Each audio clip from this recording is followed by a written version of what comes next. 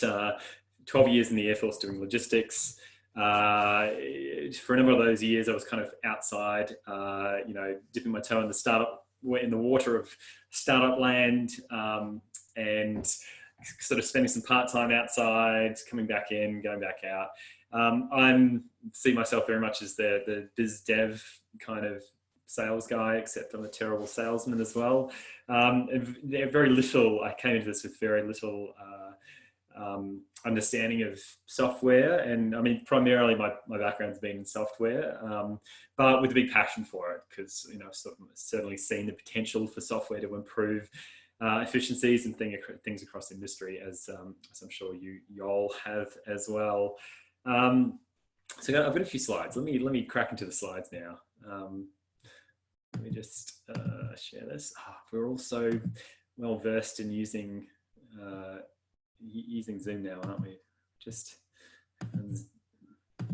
masterclass in Zoom since COVID-19 hit. All right, slideshow. Let's go.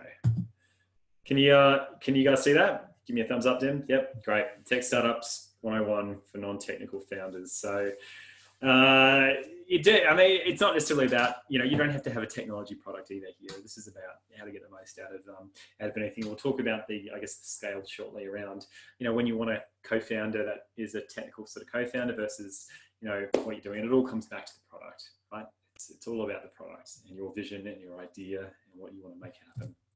So a bit of background about me in startup land. So I caught the startup bug in 2012, went to startup weekend in Sydney and did, you know, come up with, well, you sort of join a team, you spend 48 hours. It's basically a hackathon for those who don't know what it is. You spend 48 hours with this, you pitch this idea, you form a team, you spend 48 hours just trying to get it to the stage where you're proving the concept, and you follow the lean canvas principles. And everything that we do, we should do in startup businesses should come back to those that lean canvas, that lean startup idea of you know, building an MVP, really small sort of ideas, getting it out, getting it validated, iterating, feeding it back, building a better MVP, and going around and around in a circle. So that introduced me to that concept, really interesting. And then I joined Fish Burners with an idea that I thought would change the world, but it didn't.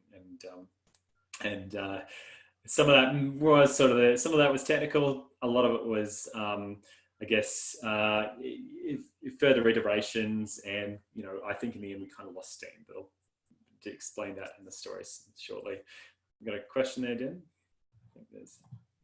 No, someone was just apologizing. Mel's just saying sorry she's late. She had link troubles, but she's fine. Thanks. I forgive you. That's all right. I'm joking. All right, we're just going into a bit of background and just going to sort of talk about what led me to sort of, you know, I guess where we're at today with developing, using tech resources, et cetera, et cetera. So throughout my journey in Fish Burners, we outsourced, pivoted, and failed my way through the first startup called OptiShift. And I think a lot of the lessons today came out of those learnings there with OptiShift. So stage one for me, like initially when I first jumped into this, I was like, I'm gonna be like the new Mark Zuckerberg. So I came out with this idea around. I was really passionate. I'm just gonna stop sharing my screen for a second. I was really passionate about sleep and getting the most amount of sleep you could possibly get, and it was all about, you know, it was all about biohacking. If anyone, you know, is about biohacking, made famous by. Ever had a Bulletproof Coffee, a guy called Tim Ferriss, where I work week. It was a kind of that movement there, right? Really big in Silicon Valley in the early 2010s. And it kind of, I don't know where it's at today. I think a lot of it turned out to be false or crazy. So I was really big on trying to get the most out of sleep, trying to sleep for the smallest amount of time anyway. Sleep was kind of the thing, right? So I was like, I'm going to build this startup. My idea is going to be around, all right, how do we get people to optimize their sleep patterns and all that sort of stuff. And so, we came up with this idea and sort of this tech idea. We wanted to build a mobile app out of it called Sleep Debt. It's actually started off as sort of a blog, where the idea of the blog was to get people interested, to then, you know, funnel them into the app. And then I sort of had an idea, you know, around some heuristics that could be used to calculate how much sleep debt you were in. And there's some, you know, there's some relatively good science, and actually just sort of ended up cold calling a few of the world leading sort of scientists around sort of sleep heuristics, which was pretty funny. Anyway, came up with this idea of this app, and I was like, where do I go? I don't know how to build software. And, you know, I've got a website. It was a crappy WordPress website, but how do I now take it a step further and build this product? Because that's going to make me, you know, super, super rich. It didn't. So I'm just going to share my screen again really quickly. So stage one was outsourcing, right? So I was like, how are we going to do this? And for a lot of founders, this comes down to the product, whether you outsource or recruit a developer. We'll talk about it in a second. For me at this early stage, didn't have that many friends that were developers, didn't have a co-founder. I was just like, I reckon I can just cobble this together myself. So went on Freelancer, kind of like Fiverr. Back in the day, I don't know if it's still around, I think. Spent about $1,500 all up trying to get this calculator built. And this is what the calculator looked like. So this was a calculator that was meant to calculate your sleep debt. And it was on the website, and I spent a ridiculous amount of money trying to get this to work. Can everyone see that? It was, you don't have to understand a graph. And it, like I said, it didn't ever work. But I spent a lot of money and a lot of time and effort trying to make it work. A few really interesting lessons there. The output was meant to be, it gave you an idea of how much sleep you'd lost, and you know, you could then catch up on that sleep. So yeah, really interesting. This was the sort of outsourced product. By no means it was definitely not a business, and it definitely didn't get me anywhere. Lesson number one. So I thought outsourcing would solve all my problems, and I thought having a product in my hands would make me, you know, a businessman and a successful entrepreneur. And surprise, surprise, it didn't. And I think part of this was, you know, your own enthusiasm as an entrepreneur. When you go out and you've got this great idea, you just want to turn it into a product because you just think people will buy it. But you know, the whole build it and they will come thing is such a myth. Like I've never ever built anything, and even with our, you know, with the current business, we build a feature. It's usually it's the old saying, 1% inspiration, 99% perspiration. Well, it's kind of like 1% product, 99% marketing and education and extension and cold calling and all that sort of stuff as well. So for me, I think I jumped straight into outsourcing. It was poorly communicated what I wanted, and that's probably why it didn't work. But it also, I hadn't validated it. I hadn't actually picked up on any of those Lean Campus lessons until now to you know, get out this really basic concept to people and see if they buy it, because, you know, the product never worked. Nobody ever bought it. And I was to blame as well. So these I should emphasize, these lessons on the screen were for me. So, you know, really, you never think of anything. And with this is a trap I still run into, is you come up with the product and you come up with the design, and then, you know, you developers like, well, what if a user does or wants X, Y, and Z, and you haven't thought of it, and you have to change, and then that adds cost to your project. And that's why I bring it back to sort of communication and me being to blame. There is a solution to this problem, and there is something really important that we got out of this that applies to not just outsourcing, but also recruiting a developer as well, which is wireframing. So wireframing, I'm just going to stop sharing my screen for a second. Really important concept and tool. I still use it a lot today. We have to, with the, you know, just to get new feature concepts across to the development team, and even to sort of our own internal sort of operations staff. It's a way to, you know, visually explain, draw out what you want the product to look like. For a hardware product, it's slightly differently. It works slightly differently, but you get the gist. Like a wireframe can just be a really basic, non-functional version of what what your idea is made tangible. Very, very important for market testing and for getting an idea, getting feedback from people before you actually go out and build it. The thing is, if you don't wireframe, if you build something and you fall into the trap of well, you haven't tested it well yet, then you're always chopping and changing it midway through the build. And it's Sam, can you say what a wireframe is, please? yes. So I will show you what a wireframe is. If you just give me 1 second, and let me see if I can find some of my old wireframes for this. I had them up just before. So there's some good software out there. You know, a lot of people put. If you just Google wireframe, you'll find all the software in the world. There's one of the early ones is called balsamic, kind of like balsamic vinegar, except it ends with a Q, not a C. A lot of them. So I'll just see if I've got some wireframes. A lot of them are basically just allow you to piece together, I guess, an idea, show different screenshots, and get a feel for how the software or the hardware will take you through the process that you're trying to build. So I'll just share this. So this is like a piece of a wireframe that. Sorry guys, I'll just share that. So this was a piece of a wireframe around trying to articulate to people, you know, whether they'd had a good night's sleep or not. And if I scroll to the right, and you can sort of see. Is it a Y, the letter Y, or is it WHY? No, it's WIRE. So it's kind of like. Oh, like a wireframe. Wireframe. Yeah. So these were all kind of going to the wireframe, just piecing together screens of how this was going to look and what it was going to do. So wireframes are really, yep, spot on, Mel. That's it. Really important idea for software especially, but even for hardware, if you can, a lot of the Kickstarter projects that you don't fund usually just try and sell their product off wireframes. So it's go to Kickstarter, have a look at the really bad products, and they'll just be like drawings or stencils or just like a piece of plastic that somebody's like throwing around saying this is going to be the greatest, I don't know, future iPhone in the world. That's a wireframe. They are really important. Obviously, you know, you will struggle to sell your product on it, but they are really good for eliciting feedback from people and taking to a developer to build.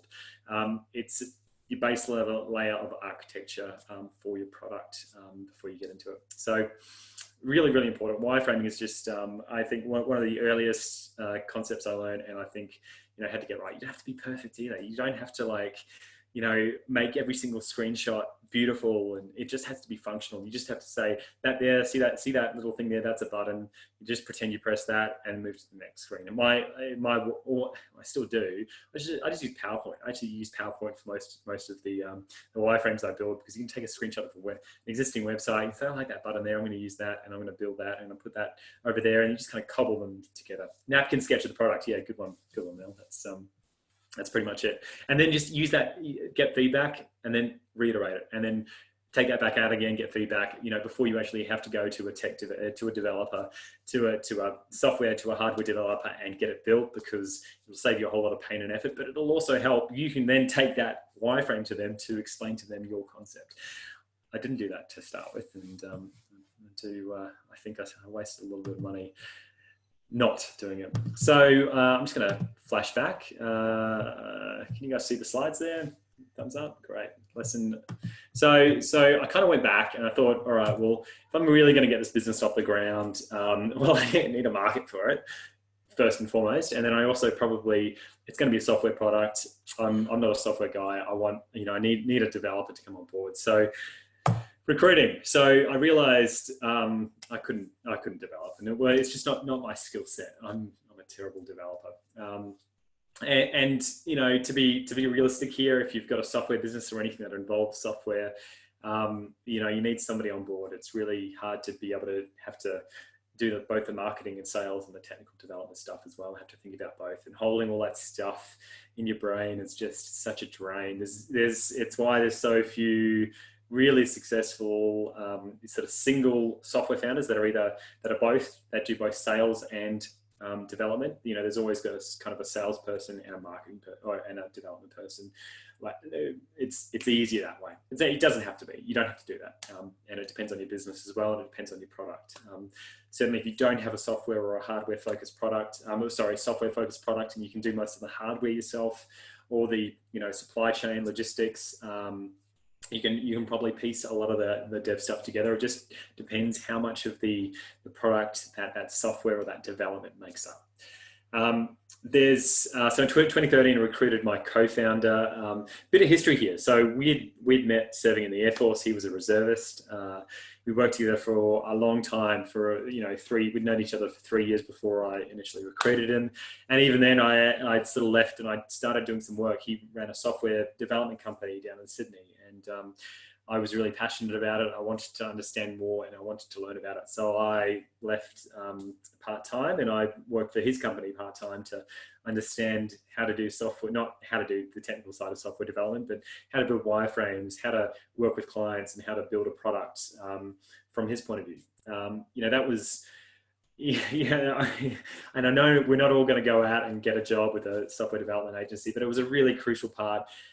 There were ways you can replace this, but it was a really crucial part in just helping me gain experience and understanding and educating myself in what it took to, how you built a software product. And it wasn't just flashy, like writing on the screen. It was this whole back end thing, this whole server architecture, the languages, the scripts, and all that sort of stuff.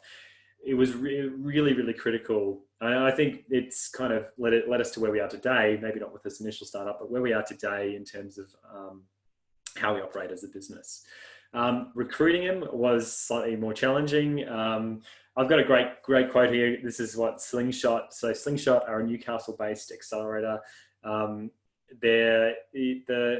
One of the guys there says that they only recruit people with a technical co-founder. And one of the reasons they say that is that because if you can't sell your idea to a technical co-founder, you won't be able to sell your product to your customers. Now that's I should caveat that, they're the software sort of accelerator and they focus on those software startups. So again, if you've got a service-based business, it's probably not going to be the case. But if you are, depending on how heavily you're leaning on that software piece or hardware piece, you need to have some of those. You want that technical co-founder involved, and you have to sell to them. You have to understand what it is that they want out of this. So I'll just see if there's, yes. Okay, so I'll get to that in a second. I'll talk quickly about recruiting and recruiting a co-founder. So we spoke about outsourcing. Outsourcing can be really valuable. A really good, quick way of getting a piece of software or hardware up and running, and it can be a very effective way of doing that. I have nothing against outsourcing at all. Just focus on that communication as well as the wireframes. Doing all that work up front is really, really critical. Now, if you do have a product that leverages more off the software side, having a technical co-founder rather than outsourcing or paying someone to do it can be a really, I think is a really important thing to do. Making sure they've got equity, they've got skin in the game, and that if they've got skin in the game for if the product fails or if the product succeeds as well. So selling, so part of that is recruiting your co-founder. I don't know if we've got many people here that have a technical co-founder or are technical, themselves and do development. It's not easy. Like, I mean, we can't, almost like us and them between the devs and the business people, right? It's we're all kind of human beings, right? We're all driven by something. So you really have to, if you're recruiting, it's the same as recruiting anyone. You have to find their drive, find their passion, see if you can, if what you're selling gels with their see if your vision gels with what they're really passionate about as well. So, that was the key thing for me and Chaz is I'd worked for him for a little while. I understood, we had a good relationship. And when I came to him, I said, look, do you want to come on board? I want you as part of this startup, as part of this business. Let's talk equity and split equity, et cetera, et cetera. It wasn't a hard conversation. It wasn't a sort of cold conversation, right? He'd already done some building for the product that was outsourced and paid, and I wanted him in there sort of full time as well. So that was good. It was just finding his passion, finding his motivation, and sort of selling the dream. And so I'll just go to share my screen again, and I'll show you a quick slide. This is one of my last slides. on what the product we built together looked like. So this was then when SleepNet became pivoted and became OptiShift, which was a fleet and fatigue management mobile application for truck drivers. So the idea was that the Australian trucking industry, and still does today, has a horrible shift rostering system that has all these algorithms in the background. So I was like, well, let's use these ideas and this passion for sleep to, you know, fix the rostering and the logbook system for truck drivers. So we built this mobile app, and this was shortly after recruiting Shaz. We put this together and we started, this became our new MVP. So obviously a bit of work to get into this. These weren't wireframes, this was the real sort of coded app. And I guess that served as our product MVP that we then took out to truck drivers and then tried to sell. So the fundamental things there, and I'll get to the next slide, was that I sold the vision. You know, Shaz didn't necessarily share the passion for sleep and for truck drivers, but, you know, having known him, you know, we had long discussions, and, you know, we worked great together. We're very good mates. He's current co-founder for FarmLab as well. So, you know, it's a bit of a happy ending there. The key thing was having a technical co-founder on board as well. We'll just flick back a slide. It allowed for a few more errors on my part when it came to building the product, you know, but a lot quicker iteration. And when we talk technical co-founders versus outsourcing, if you talk to most people about this, and investors especially, it all comes back to agility and speed, right? Like if you don't have an internal development team, you can be much slower. Now, I don't necessarily agree with that. I think there are, you know, outsourcing things can be as quick as having an internal team sometimes, but it takes a lot of that risk away, is having that internal team. And certainly those screenshots, there was quite a bit of quite a few changes and quite a bit of this was an entire business pivot that we sort of moved into as well. So really key there. I'm just going to flip back because I think that's all the slides I have. Yes. So, you know, so the key things there were outsourcing. You know, if you're outsourcing, communication, you know, wireframes communication, communicate well, communicate often. And if you have to spend more money to get it done, it's just the reality of outsourcing. Most of the time you won't get a great product first up, and you'll have to spend more and more money. Recruiting, on the other hand, is a really effective way to do it, but it's relationship based, and it's very people based as well. You know, you need to make sure that you gel with your co-founder. You know, I'd known my co-founder for 3 years prior to that. You know, we'd worked together, you know, quite a bit on and off, and we really trusted one another, and I understood what he wanted as well. And at the end of the day, you know, this might be about dealing with, you know, development teams and developers, but at the end of the day, we're all dealing with people. You know, they're just, you know, they're just in a business sense there to fill a different role than what you're filling as well. So, yeah, so I know we're sort of on the margin of 1:30 now, so I'll kind of pause it there. No, that's all right. I was just going to ask Sam, I guess, a question that I've had a lot of people ask me: how do you find them? So if we're regionally based people, how do we find developers? You know, do you email people through the Sydney Startup Hub, or do we come to you, or who? What's the best way to do it? Such a good question, Dim, and I have a really good response for you. Okay, so we've been talking about this. This is a big issue in the regions.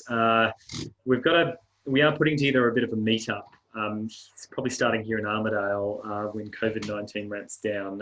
We have been planning it for April or so to bring out a lot of technical people who are currently working as developers in and around the regions, because I mean, whilst we sort of complain that, oh, there's no developers, there are heaps of developers out there, we're looking to meet people like you as well, like, you know, founders that want to start businesses and all that sort of stuff. So there is a group. Dim, when we I mean, this is sort of unplanned. I wasn't planning on pitching this yet, but when we come out of lockdown and we set up the first meetup, it'll be at a pub where you can just meet people.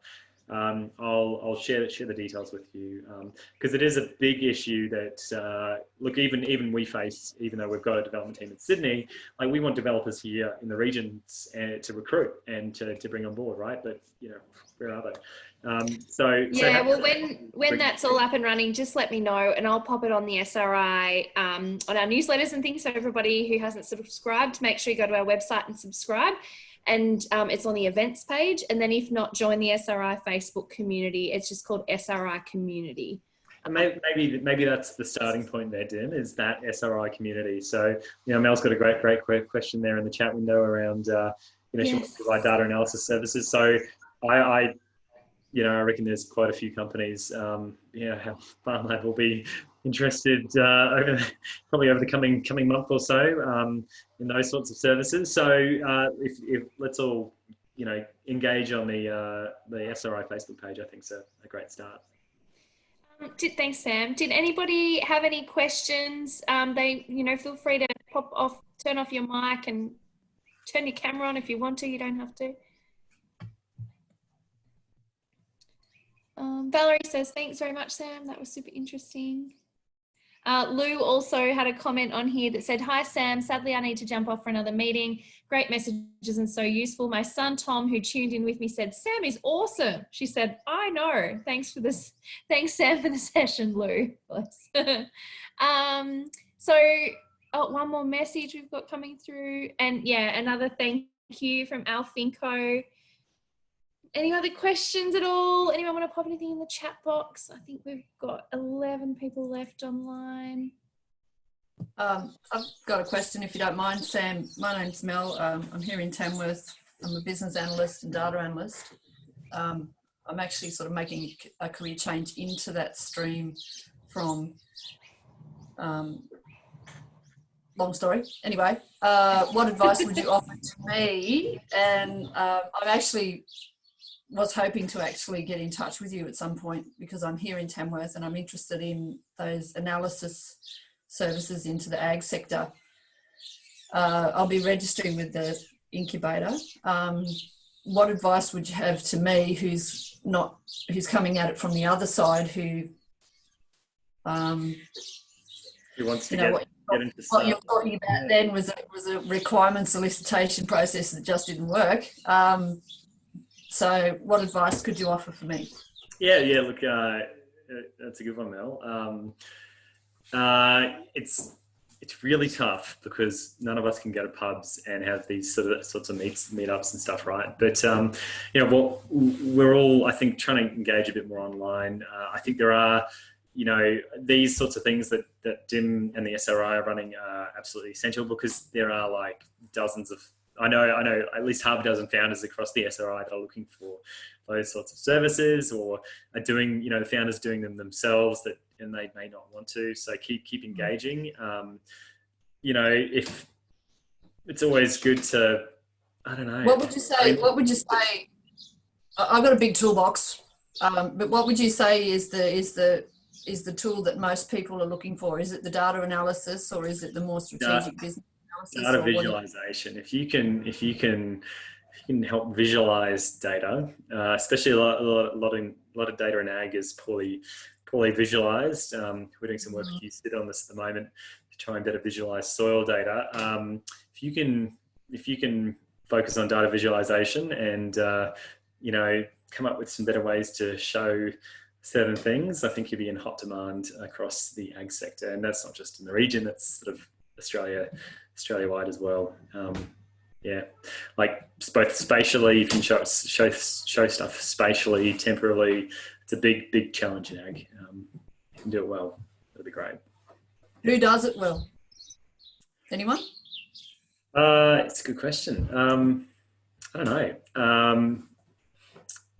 The reason I ask, Sam, is that I'm coming from a military logistics background and my most recent employment was in concrete manufacturing.